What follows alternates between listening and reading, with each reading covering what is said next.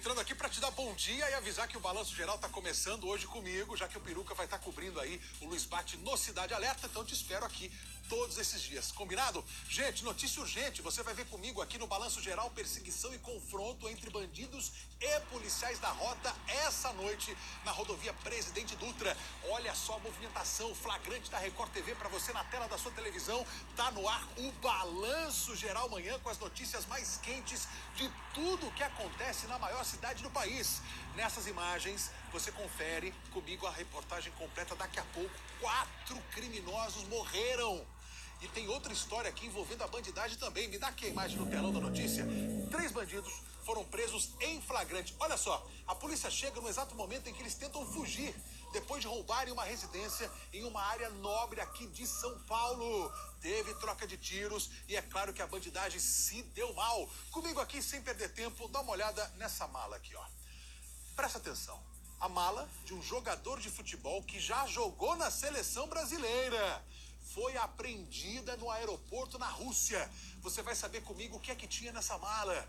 Quem é esse jogador? Você de casa arrisca um palpite? Eu já trago para você essas e outras notícias no Balanço Geral. Agora sabe quem chega para nos acompanhar também? Comandante Juan tá decolando. Olha só, esse é o exato momento em que o helicóptero da Record faz o seu voo para poder trazer todas as notícias de São Paulo para você numa visão privilegiada da cidade de São Paulo. A gente já volta rapidinho comigo aqui no Balanço Geral amanhã. De segunda a sexta, 10 da manhã. Hoje em dia.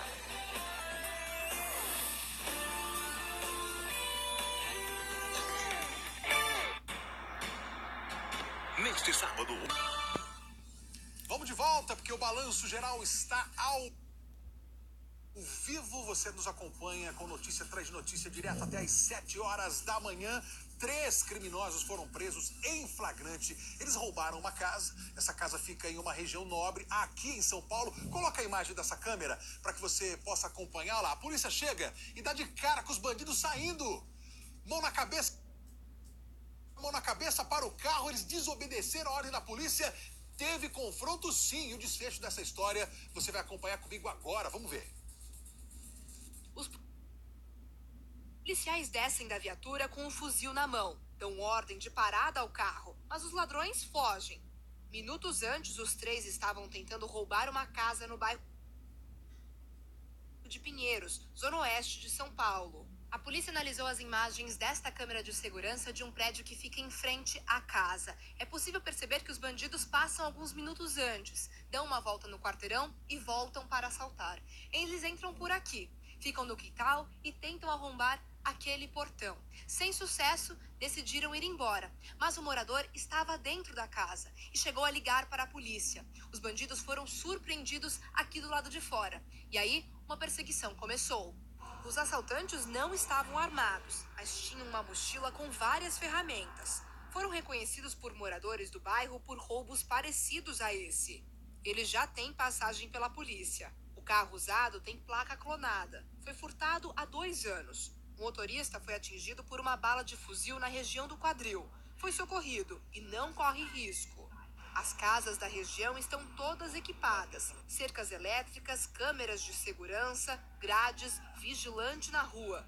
Os moradores estão com medo de morar por ali. A gente tenta de todas as formas, mas é muito complicado quando a gente vê um assalto desse acontecendo 1h da tarde.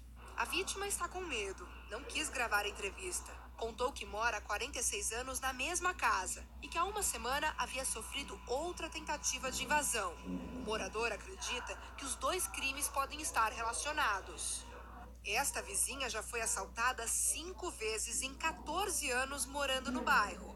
Para tentar colocar um basta na situação, entrou no grupo Vizinhança Solidária. Um comunica ao outro rapidamente o que está acontecendo. Com isso, nós auxiliamos os policiais que têm procurado fazer um bom trabalho, mas realmente tem aumentado muito. Sensacional o trabalho da polícia. Quer ver como é que foi a madrugada aqui em São Paulo? Vem pra cá que eu vou te mostrar. Me dá as imagens aqui, Rogerinho, por favor. Olha a quantidade de viatura policial, porque houve uma perseguição e um confronto entre bandidos e a polícia da rota essa noite na rodovia Presidente Dutra. 4 bandidos morreram. A Marcela Varasquim tá lá no local onde aconteceu tudo isso. Marcela, bom dia pra você. Conta pra todo mundo que tá acompanhando o nosso jornal o que tá acontecendo aí. Bom dia para você, Matheus. Bom dia a todos que nos acompanham ao vivo. A gente está aqui bem ao lado de onde esse acidente aconteceu. Olha só, os policiais estão agora finalizando o trabalho da perícia. Então, os peritos ainda estão no local. Tem algumas viaturas na pista expressa da rodovia Presidente Dutra, quilômetro 214, sentido Rio de Janeiro. O veículo que era utilizado pelos criminosos acabou de ser retirado pelo guincho da concessionária. Mesmo assim, a polícia continua no local porque há 4 corpos ainda de suspeitos ali, viu, Matheus? O que aconteceu? Foi uma perseguição policial. Esses criminosos tentaram fazer um roubo na zona leste de São Paulo. Os policiais estavam no local, começaram uma perseguição porque os bandidos tentaram fugir e essa perseguição durou mais de 20 quilômetros. No meio do caminho, os criminosos ainda provocaram um acidente porque eles estavam em alta velocidade tentando fugir da polícia. Só que bem nesse local, os policiais conseguiram então parar esses bandidos e houve um confronto ali entre bandidos e policiais. Houve troca de tiros e 4 criminosos então acabaram mortos. Estão aqui nesse momento, ainda não foram retirados, mas o carro utilizado por esses criminosos sim já foi retirado daqui. E a polícia nos informou que houve uma apreensão de 15 armas, ou seja, havia um armamento dentro desse veículo, possivelmente utilizado por esses bandidos para fazer esses roubos. A gente acompanha então ao vivo o trabalho da perícia. Daqui a pouco a gente vai tentar levantar mais informações e a gente vê também que o trânsito começa a ficar pesado aqui na rodovia Presidente Dutra. Muitos veículos transitam por aqui, alguns até diminuem a velocidade para ver o acidente ali no meio da pista expressa, viu, Matheus? E isso acabou provocando um engavetamento. Vou mostrar aqui, vou até me aproximar, tá meio escuro ainda, mas a gente consegue ver daqui, Matheus, vários veículos que se envolveram em um engavetamento por pararem para olhar o que tinha acontecido na pista expressa. Marcela Varasquim, obrigado. A notícia ao vivo não para, tem prioridade, tudo para você ficar bem informado com a gente. Agora vamos olhar São Paulo por cima. Me dá aqui o comandante Juan Hamilton na Castelo Branco. Comandante, que belíssima imagem, bom dia. Pois é, Matheus, bom dia a você, bom dia a todos. A gente sobrevoa agora a rodovia Castelo Branco, ali embaixo é a passagem do Rodoanel. Estamos próximos aqui a Barueri, no quilômetro 20. Do lado esquerdo do vídeo, viu, Matheus? É para o motorista que chega a São Paulo neste momento, e do lado direito quem deixa a capital, sentido interior. Dos dois lados o trânsito não para. A gente vê que para quem está chegando agora a São Paulo, aí as luzes brancas, o trânsito um pouquinho mais carregado, viu, Matheus? Muito obrigado, comandante Juan Hamilton. Belíssima imagem de São Paulo, temperatura 13 graus, tá frio. Coloca o agasalho porque o dia hoje promete máxima de 18 graus. Júlia Ballarini rodando aqui em São Paulo, trazendo informações pra gente. Tá bonita, tá bem agasalhada. Onde é que você tá, Júlia? Bom dia. Bom dia, Matheus. Um ótimo dia a todos que nos acompanham. Nós estamos na Avenida Pacaembu, zona oeste da cidade, uma das mais importantes e movimentadas aqui da região. O motorista que seguir em direção à região central da cidade vai encontrar por aqui um trânsito já bastante carregado, por enquanto sem retenções, viu, Matheus? Muito obrigado, viu, Júlia Ballarini? Avenida Pacaembu. Já cedo o trânsito vai esquentando em São Paulo. Vamos saber onde é que tá o Lucas Carvalho essa hora da manhã. Ô, Lucas, conta pra gente, meu amigo. Onde é que você tá indo? Pra onde você vai? Me conta tudo. A gente está na zona sul da capital paulista, fazendo um giro pelo trânsito. A Avenida CUPC, aqui você observa que pelo menos no sentido bairro, né, o movimento tá mais tranquilo, viu, Matheus? No sentido oposto, aí sim a movimentação já é bastante intensa. Passamos por vários pontos de ônibus, as pessoas agasalhadas, porque aqui nessa região os termômetros marcam 12 graus de temperatura, Matheus. 12 graus é muito frio, o dia tá amanhecendo. Ó, volta lá na imagem da Paulista rapidinho, pra você que tá acordando agora. Olha lá o dia amanhecendo, olha que coisa bonita. É São Paulo acordando, a cidade que nunca dorme. Você com a gente no Balanço Geral. Gente, Comigo aqui, sem perder tempo, os donos da empresa que fabricava carros de luxo falsificados disseram que não sabiam que as montagens desses carros eram ilegais. Você tá vendo aí, ó, o momento em que todos os veículos foram apreendidos. E olha, eles saíam da oficina com a documentação tudo ok. Vamos ver. Os clientes que compravam os carros fabricados pelos suspeitos eram recebidos neste prédio de luxo, localizado na Praia Brava, em Itajaí. Em entrevista à nossa equipe, pai e filho relataram que não sabiam que as montagens dos carrões eram ilegais. De acordo com os empresários que atuam em Itajaí há 26 anos, tudo estava de acordo com a lei. A empresa é toda legalizada, é uma empresa familiar. Os clientes nossos que a gente tem hoje em dia, cliente de 20 anos atrás, são todos amigos até hoje, sabe? Nunca tivemos problema nenhum com a marca. Os dois sempre trabalharam com carros customizados e com protótipos artesanais. Vários modelos de esportivos com ano inferior a 30 anos já foram montados na empresa deles. Segundo eles, nos últimos 2 anos é que carros fabricados em modelos a partir de 2008 foram feitos na oficina. E nesse caso, com fabricação de chassis própria. Já as carcaças de fibra eram encomendadas de Brasília. Essa parte de falsificação foi muito pesado mesmo. Porque o que a gente fazia estava tudo legalizado, né? O carro é todo documentado. Se um carro é documentado, ele tem fé pública. Algum órgão deu o documento para o carro circular. Uma perícia já foi feita na oficina. Os envolvidos esperam que uma comparação do projeto dos carros originais seja feita com a dos protótipos. Eles acreditam que a diferença nas medidas poderá auxiliar na defesa. Uma réplica, para ser uma réplica, tem que passar por uma aferição, né? Tem que ir um perito, pegar o projeto industrial da Lamborghini e colocar aqui, ó. Vamos pegar essa medida, vamos botar na réplica ali para ver se é igual. Ah, não é igual. Eu tenho certeza que 100% das medidas não vão ser iguais à original. O estabelecimento foi fechado no dia da apreensão de 8 carros considerados falsificados. Os veículos copiados de marcas italianas eram vendidos por valores que variam de 150 a 200 mil reais. Dinheiro. Tem uma notícia que vai deixar você super feliz aí agora. A gente falou durante muito tempo aqui da tragédia que aconteceu em Brumadinho, mas a boa notícia vem agora porque a Thalita, que ficou conhecida em todo o país, olha ela aí, ó. A Thalita passou por várias cirurgias, ela teve infecções graves, foram quase 6 meses de internação. Essa mulher, ela foi resgatada naquele resgate que marcou o crime que foi em Brumadinho. E essa imagem, ó, que mostra o exato momento em que a Thalita foi resgatada, percorreu o mundo inteiro.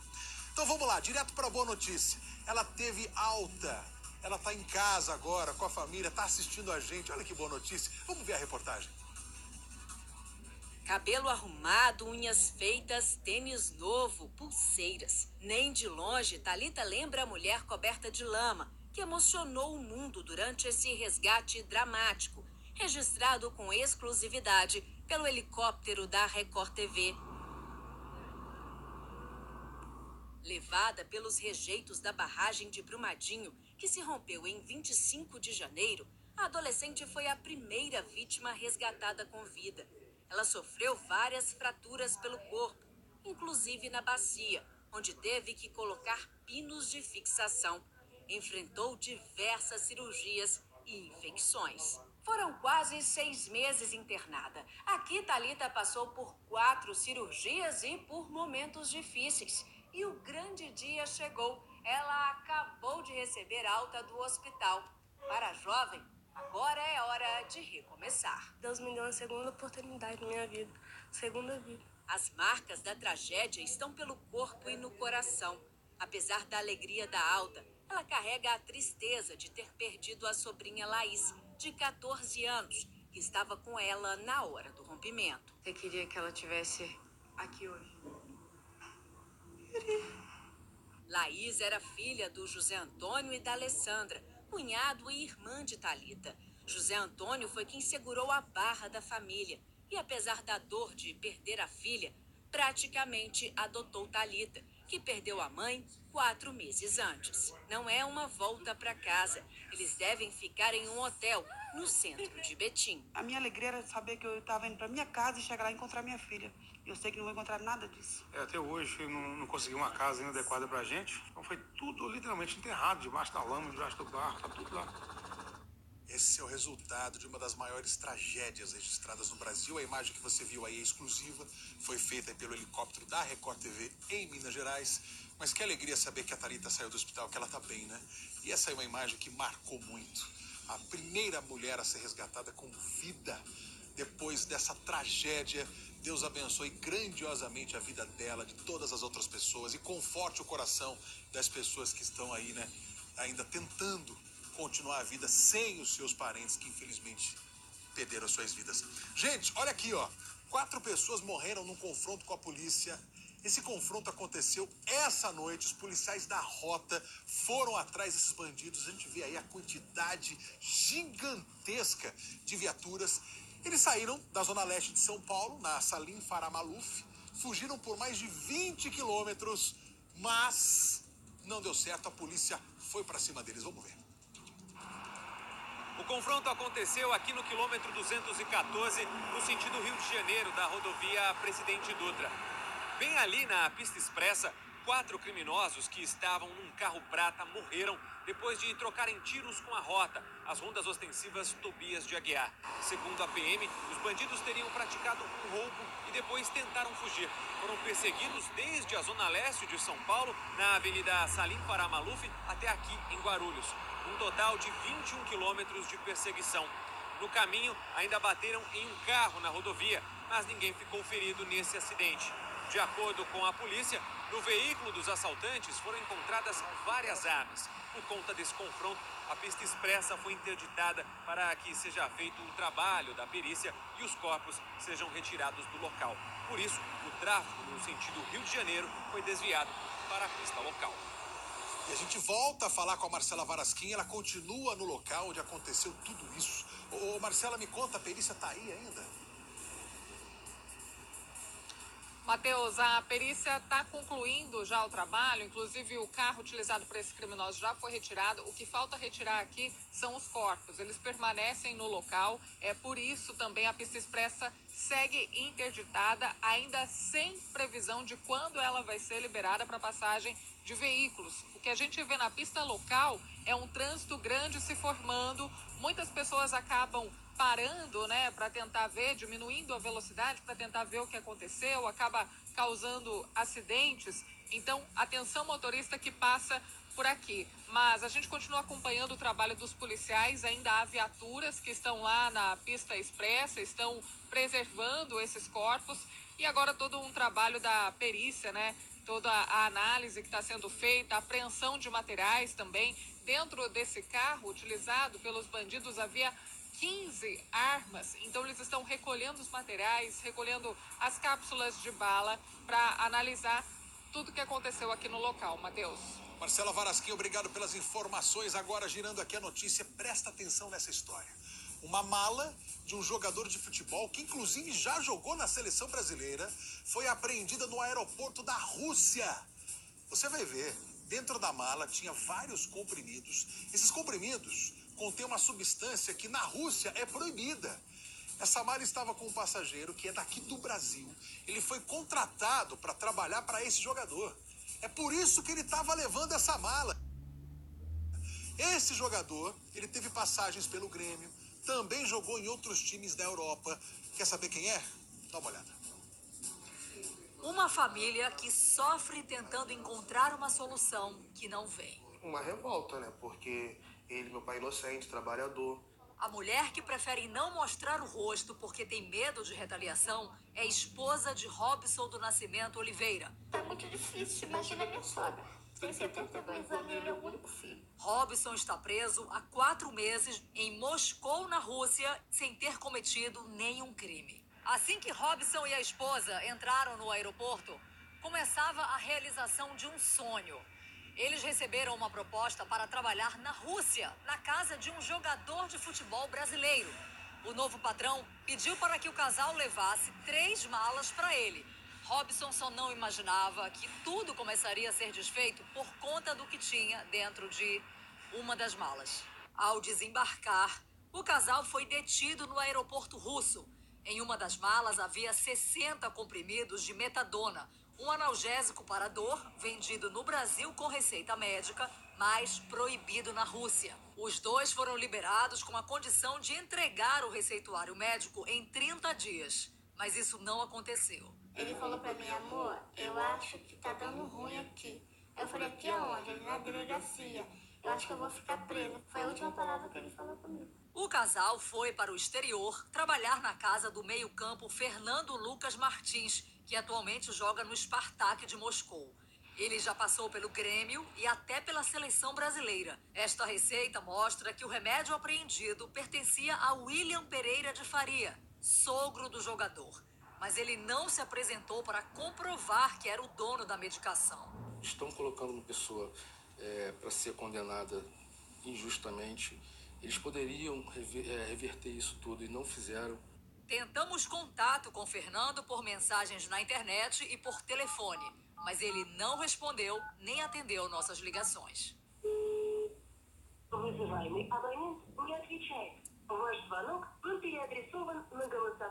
Caixa postal. O Itamaraty informou que, por meio da Embaixada do Brasil em Moscou, acompanha o caso dando toda a assistência necessária. Para a família de Robson, fica uma lição. Às vezes a proposta é muito boa, né? Mas nem sempre a gente deve confiar, porque a gente precisa conhecer mais.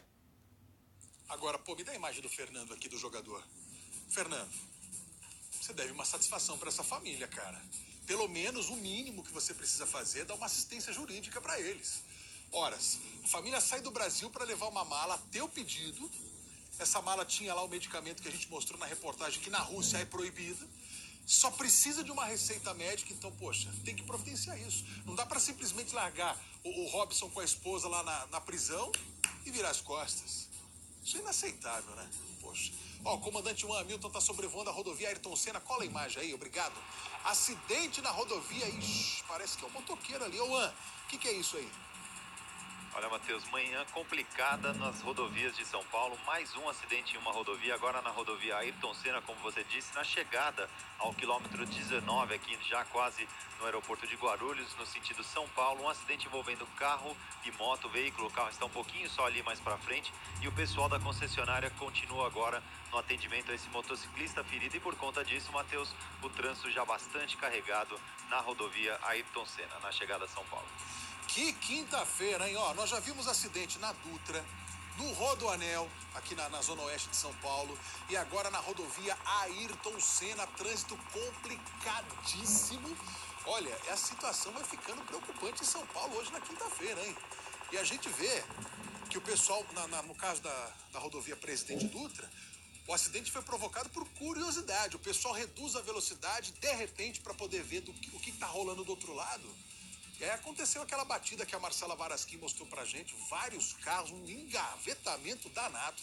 Agora a rodovia Ayrton Senna também com a parte da faixa interditada por conta desse trânsito aí, desse acidente. E o trânsito vai ficando carregado em São Paulo. Do lado direito você consegue ver também, ó, olha a quantidade de carro ali. Que situação, 6h29. Bom dia para você que está conosco aqui no Balanço Geral. Como é que tá hoje o cowboy que levou para casa R$500 mil depois que ele venceu um reality show? O que aconteceu com o dinheiro dele? Vamos ver. A história de um ex-cowboy que saiu do anonimato para ganhar fama. Geraldo Luiz, como vive o Rodrigo Cowboy? O que ele fez com o prêmio na época de R$500 mil e mais? Quem não se lembra do Zé do Caixão? Será que as unhas dele continuam compridas? Não perca, é neste Domingo Show, ao vivo, 11 da manhã. Deixa eu dar bom dia rapidão para você que está chegando aqui ao vivo com a gente em todo o Brasil. Seja bem-vindo. É o Balanço Geral. Bom dia para você. Agora, olha só que absurdo. O dono de um bar, ele agrediu o funcionário que fazia a medição do consumo de água no comércio dele. Como assim? Esse rapaz, esse doido, além dele ser dono do bar, ele também é um lutador de artes marciais. Ele ficou revoltado com o preço da conta d'água, só que ele achou que a culpa fosse do funcionário. Essa história virou caso de polícia. E o rapaz, o funcionário que foi lá fazer a leitura da água, foi parar no hospital. Me dá a reportagem. Este vídeo mostra a vítima no pátio do Hospital Municipal Souza Aguiar. Luiz Carlos do Nascimento, de 58 anos, havia acabado de ser atendido. O funcionário terceirizado precisou de ajuda para descer da maca e entrar no carro. As fotos tiradas logo depois da agressão mostram como ficou o rosto dele. Luiz estava andando com a ajuda de uma muleta. Ele tem ferimentos no rosto, na perna e nas costelas. A agressão aconteceu na frente deste bar, no centro do Rio. Luiz havia acabado de fazer a medição do consumo de água do estabelecimento quando teria sido surpreendido pelas costas. Entreguei a conta, o dono do bar, saí do bar, continuei fazendo a leitura. Veio um indivíduo... Surpreendeu. Me surpreendeu, me chutou, me socou meu rosto, chutou minha costela, perna, me machucou todo. O que ele falava? Que ia me matar. Eu vou te matar, que você me roubou. O caso foi registrado aqui na delegacia como lesão corporal. Segundo testemunhas, o suspeito fugiu do local em um táxi logo após a agressão. Ele já foi identificado pela polícia e reconhecido pela vítima por meio de fotos. O agressor seria um lutador de artes marciais, filho de um dos sócios do bar. Ele será chamado para depor. Foi grave no sentido dessa pessoa ser mais jovem, agredir um senhor e ela também ser lutadora de artes marciais. Luiz Carlos tem 19 anos de profissão e diz que nunca havia passado por uma situação como essa. Eu vou continuar meu serviço, mas com medo. Vou mudar, vou pedir para mudar. Me tirar dessa rota daqui que eu não tenho condições de trabalhar nessa rota. Esse cara solto. É só processar esse maluco, esse desequilibrado aí. Exigir uma indenização dele, porque o que ele fez aí é um absurdo. Poderia ter matado o rapaz, que é um trabalhador que é pai de família. Cara louco. Uma mulher entrou em trabalho de parto no meio da rua, aqui em São Paulo. Só que a sorte, gente, é que os policiais que passavam pelo local conseguiram fazer aí o atendimento emergencial. Olha que boa notícia, né? E aí eles ajudaram essa criança a nascer muito bem saudável. Vamos ver. Em plena luz do dia, no meio de uma praça da Zona Sul de São Paulo, policiais militares estão em mais uma missão. Mas essa é diferente. Uma moradora de rua em trabalho de parto precisou do apoio da corporação. 4 policiais ajudaram, mas no vídeo 2 aparecem auxiliando a mãe, que dá a luz ao filho. Nasceu. Moradores de rua e pessoas que passavam ali na praça, no cruzamento das avenidas Pedro Bueno e Jabaquara, na Vila Guarani, perceberam que a moradora de rua estava em trabalho de parto. Por sorte, policiais militares faziam patrulhamento justamente naquele momento ali pela região e foram acionados. Eles conseguiram salvar a mãe a tempo. O bebê nasceu com dificuldades para respirar e foi levado para o pronto-socorro Saboia, no Jabaquara. É um menino de 2,5 kg que mede 43 centímetros. Na unidade de saúde, as enfermeiras prestaram todo o atendimento necessário. A mãe, Érica Rosimeire de Freitas, também foi levada para o hospital e passa bem. Depois do parto e já no hospital, os policiais fizeram questão de posar para fotos ao lado da criança. E essa vai ficar marcada. Foi mais que especial. Quanta alegria, né? Vamos falar agora de futebol. Rodrigo Rinkel, bom dia. Bom dia, Matheus. Tudo bem? Rapaz, Palmeiras eliminado da Copa do Brasil, jogo polêmico. Polêmico, vários lances polêmicos, gol anulado, pênalti anulado, rapaz. Mas ninguém esperava que o Palmeiras fosse dar adeus à Copa do Brasil, é ou não é? Tá aí o Internacional, ó. Essa bola sobrou pro Patrick, conseguiu encobrir ali. A bola ainda chegou a desviar, encobriu o goleiro Everton. O Inter fez 1-0 no tempo normal. Aí, ó, um dos lances polêmicos da partida. Esse pênalti foi dado no Felipe Melo. Foi? Então, a princípio o árbitro marcou o pênalti. Depois, na conferência lá do VAR, desmarcou. Eu acho que o Felipe aproveitou e se jogou ali. Então, foi bem anulado esse pênalti. O Palmeiras, com